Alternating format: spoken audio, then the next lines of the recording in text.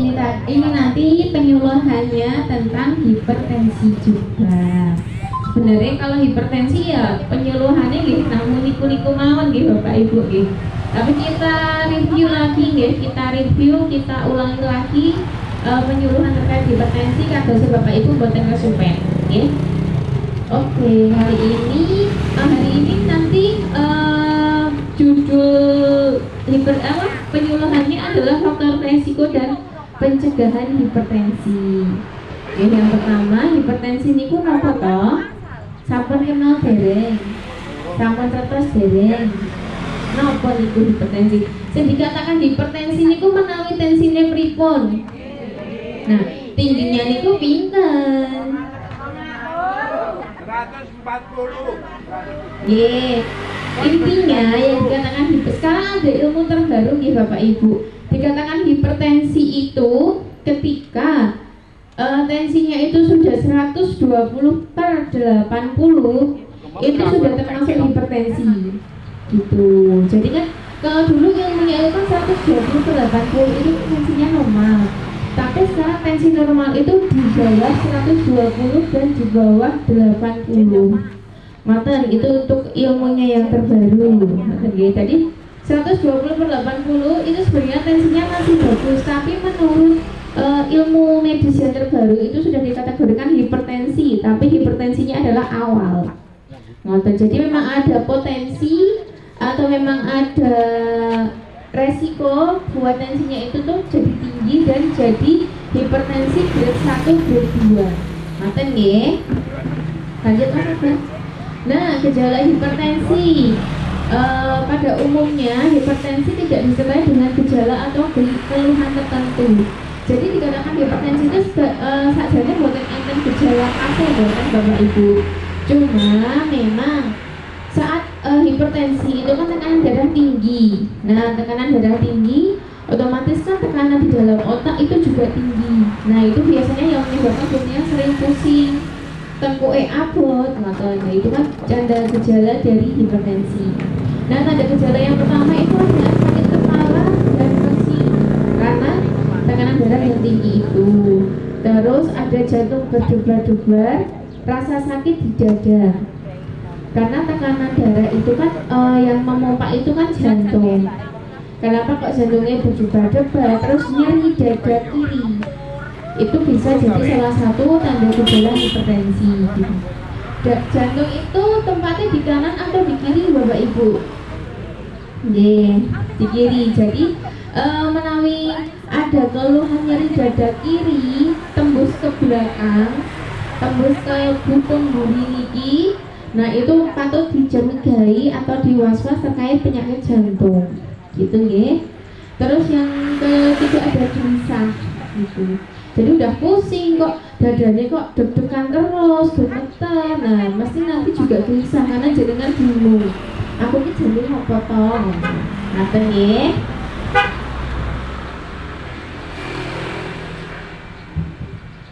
Nah, ini faktor resiko hipertensi. Itu faktor resiko itu jadi pencetus atau ibaratnya wong sing iso kena hipertensi, wong sing iso kena tensine dhuwur. Itu ada dua nih, ada faktor resiko yang bisa dimodifikasi sama faktor resiko yang tidak dapat dimodifikasi. Maksudnya apa? Kalau yang dimodifikasi itu bisa dirubah, bisa dicegah. Tapi kalau yang faktor resiko yang tidak dapat dimodifikasi itu nggak bisa dirubah karena itu biasanya keturunan. Jadi yang tidak dapat dimodifikasi itu biasanya karena ada umur. Semakin tua, semakin untuk organ tubuh kan ya juga semakin mengalami penurunan. Gitu ya. Biasanya kalau mulai usia 50-an itu biasanya tensinya memang tinggi karena organnya sudah mengalami penurunan. Terus pengumpulan dari pola hidupnya selama muda itu gimana? Jadi pas masih muda mah mboten ngrasake napa-napa, tapi mengke pas hari tua itu tanda gejalanya baru dirasakan. Terus ada jenis kelamin dan faktor genetik atau faktor keturunan. Itu menurut jurnal memang untuk jenis kelamin laki-laki sama perempuan yang sering mengidap hipertensi adalah di laki-laki gitu nih. Itu sudah ada jurnal penelitiannya. Karena apa? Kemungkinan berdasarkan jurnal itu setelah diteliti itu karena pola hidup yang tidak sehat seperti konsumsi alkohol, merokok gitu, itu jadi faktor utama. Kenapa kok laki-laki itu lebih cenderung bisa terkena hipertensi gitu nih. Terus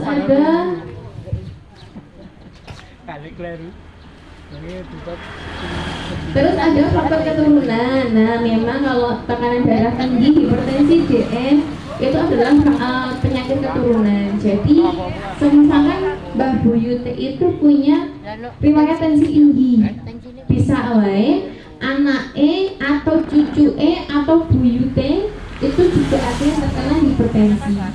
Gitu. Jadi memang ada satu garis keturunan itu mesti ada. Ya, terus resiko yang dapat dimodifikasi. Yang pertama, konsumsi garam berlebih. Karena memang untuk dietnya seorang yang punya hipertensi memang nggak boleh banyak yang asin-asin gitu. Karena kan asin-asin itu kan kandungannya natrium. Nah, natrium itu mengikat air dalam tubuh gitu. Jadi kenapa kok tensinya bisa tinggi? Karena suplai air yang harusnya mengedar di seluruh tubuh itu diikat sama natrium. Nah, itu yang membuat kerja jantungnya itu semakin berat dan membuat tekanan darahnya itu tinggi. Terus ada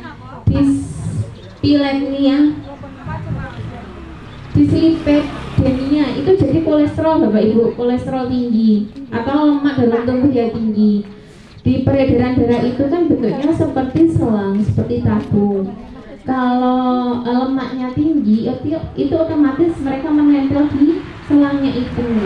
Nah, aliran darah itu kan ya kayak air gitu. Jadi kan harusnya kan lancar terus gitu. Tapi ketika ada kerak atau plat itu mungkin ada aliran darah itu kan jadi melambat.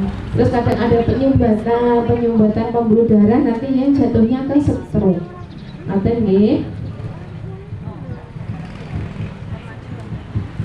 Terus ada konsumsi alkohol, terus ada diet tinggi lemak yang tadi menyebabkan kolesterolnya tinggi, terus ada kurang aktivitas, ada obesitas, karena kalau obesitas pasti lemaknya tinggi, sama ada merokok. Karena dalam satu batang rokok itu banyak sekali zat-zat psikotropika dan zat-zat karsinogenik yang gak bagus buat tubuh ya.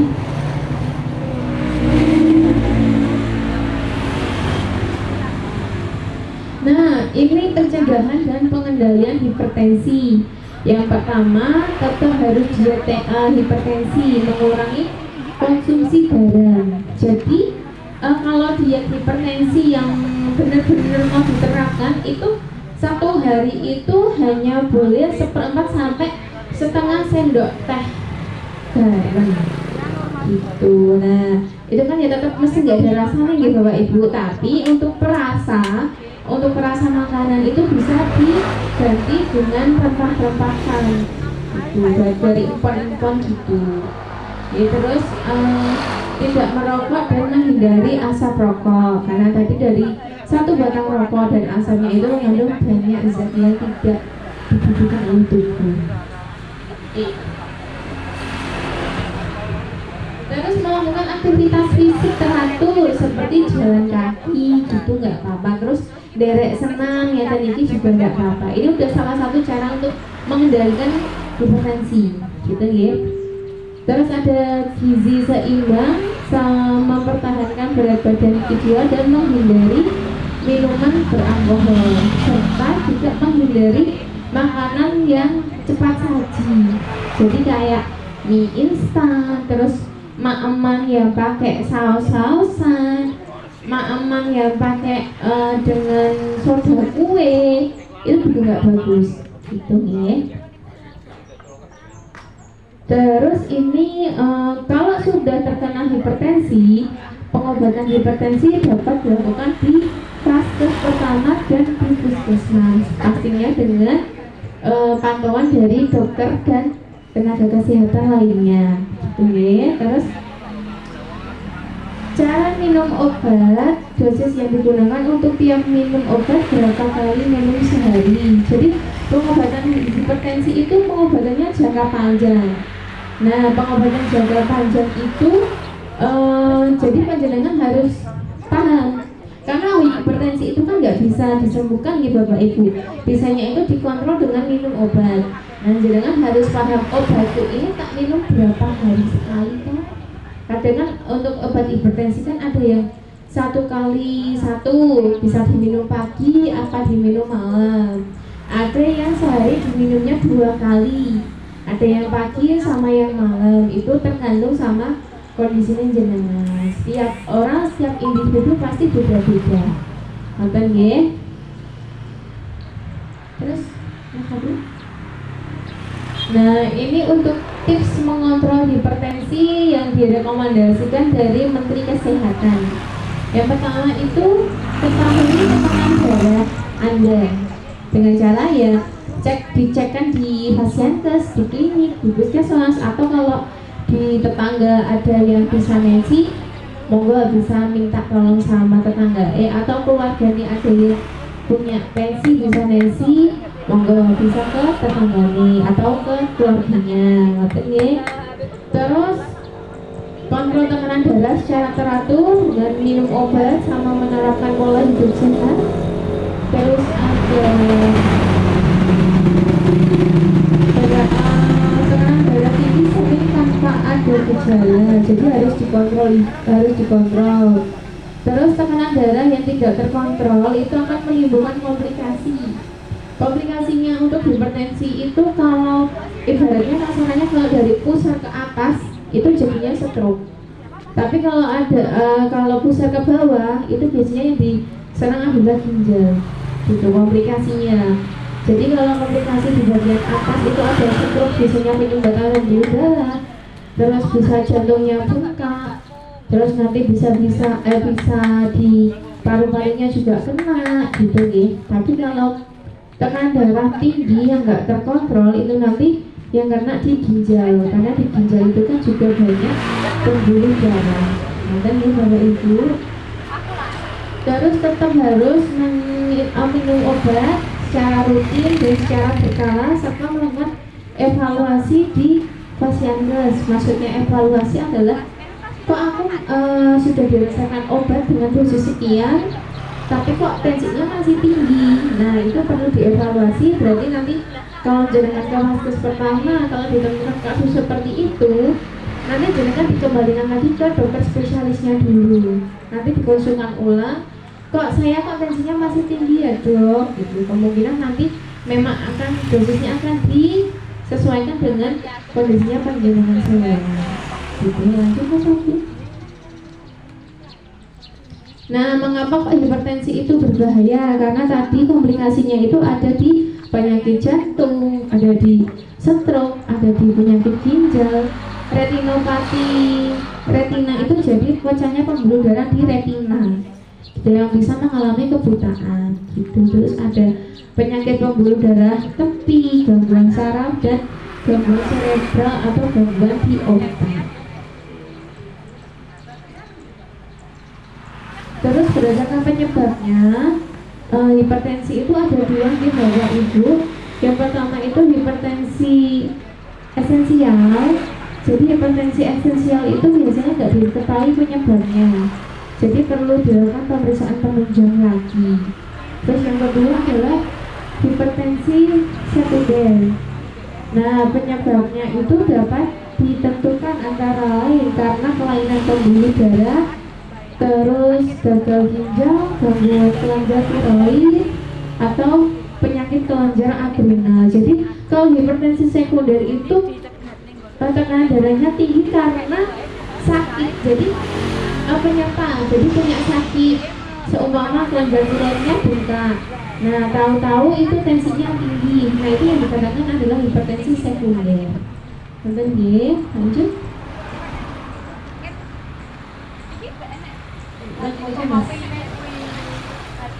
Nah, ini kendalikan hipertensi dengan patuh. Jadi patuh itu singkatan ya.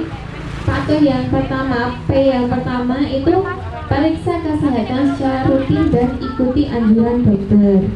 Untuk A-nya, atasi penyakit dengan pengobatan yang tepat dan teratur. T-nya, tetap diet dengan gizi seimbang. U-nya, upayakan aktivitas fisik. Dan yang terakhir, hanya itu hindari asap rokok dan minuman beralkohol. Gitu ya. Nah, ini ada lagi tips dari Menteri Kesehatan, terapkan gaya hidup cerdik, atau yang C-nya itu cek kesehatan secara berkala. E-nya, enyahkan asap rokok.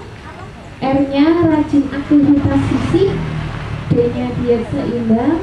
I-nya, istirahat cukup. Dan yang terakhir adalah kelola stres gitu. Jadi kuncinya untuk hipertensi itu memang yang pertama, periksa dulu ke Fasiankes, terapkan gizi seimbang, obatnya diminum, terus aktivitas fisik, nggak apa-apa jalan kaki gitu, nggak apa-apa, sama manajemen stres gitu. Jadi biar nggak terlalu banyak pikiran, biar bisa tekanan darahnya biar nggak tinggi.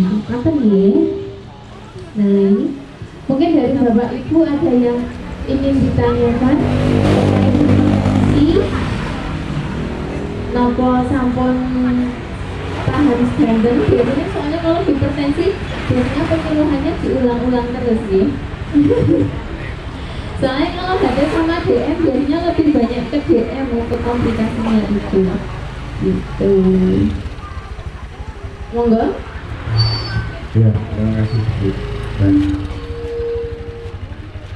yang mau saya tanyakan, apakah ada jenis makanan dan minuman untuk pemicu hipertensi? Kalau ada, Oke, ini pertanyaan dari Pak Kuncoro. Apakah ada makanan dan minuman yang bisa memicu hipertensi? Kalau minuman, jelas minuman yang beralkohol itu bisa memicu tekanan darah tinggi. Terus untuk makanan, yang pastinya makanan yang asin-asin itu bisa memicu hipertensi. Terus makanan yang mengandung banyak purin, Pak Kuncoro. Jadi kalau purin itu biasanya ada di jeroan, kayak gitu, di daging yang ada lemaknya itu biasanya mengandung purin, sama kacang-kacangan, kacang kedelai, kacang panjang, semua jenis kacang-kacangan itu mengandung purin semua gitu. Sama emak-emak yang bahannya itu dikasih soda kue, jadi kayak roti, kue gitu untuk pengembang gitu, biasanya bisa jadi pencetus untuk tekanan darah tinggi. Pak Kuncoro? Kalau buah durian, Pak, durian itu karena di dalam buah durian itu dia ada zat alkoholnya, durian. Terus kalau makanan lainnya itu kayak tape, itu bisa jadi pencetus darah tinggi. Tapi kalau untuk sayur, insya Allah nggak ada sih kalau konsumsinya dalam nggak jumlah yang berlebih gitu. Kalau daun singkong, kayak daun singkong, terus lamtoro gitu, selama nggak konsumsinya nggak terlalu banyak dalam porsi yang cukup, itu insya Allah nggak menjadi faktor pencetus darah tinggi gitu. Apa? Ada yang ditanyakan lagi, mboten?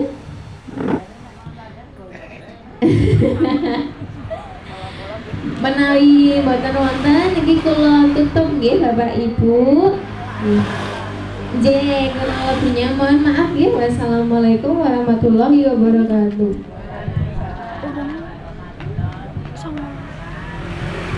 Kan kamu karo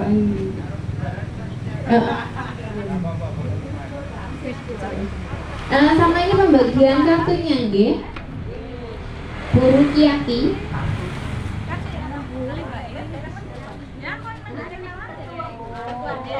Mbah Mian, Ibu Tukiem,